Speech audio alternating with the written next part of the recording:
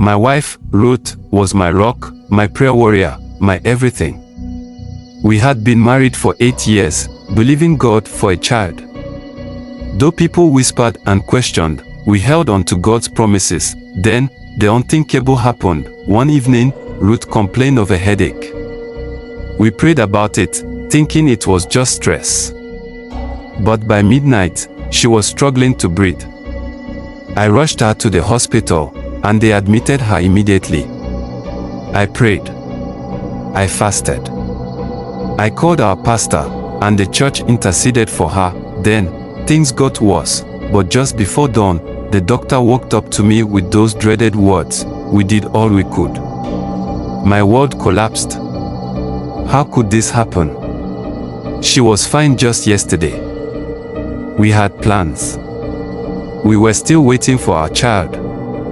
Why would God allow this? I buried Ruth a week later, but a part of me was buried with her. I stopped going to church. I stopped praying. Nothing made sense anymore. I lost my job 3 months after her death. My performance at work had dropped, and my boss had no choice but to let me go. With no income, I couldn't pay rent.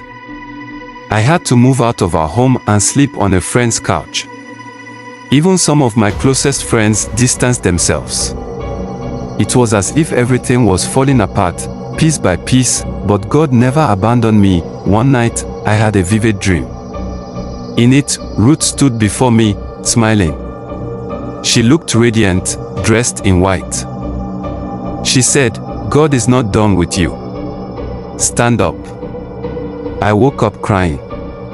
It had been months since I even whispered a prayer, but that night, I fell on my knees and wept before God. I told him how angry I was, how lost I felt, how much I missed Ruth. But in the middle of that broken prayer, I felt something I hadn't felt in a long time, peace. The next morning, I decided to start over. I picked up my Bible, which had gathered dust.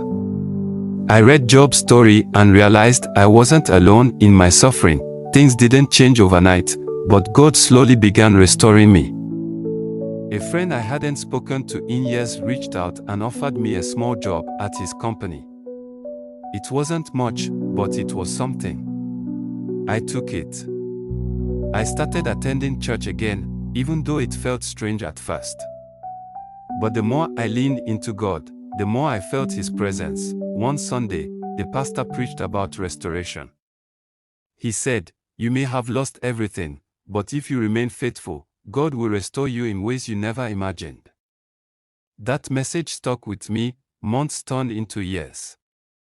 I got a better job, a promotion, and soon, I was financially stable again. More importantly, I had joy, not because I had everything I wanted, but because I had learned to trust God, even in my pain.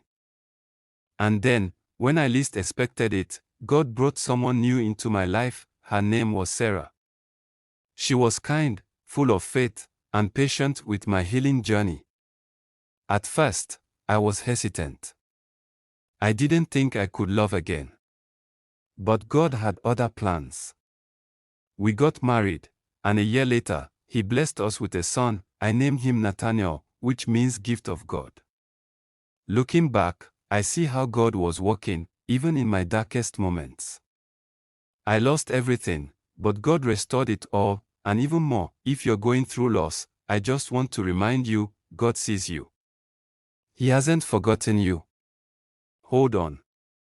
Your restoration is coming.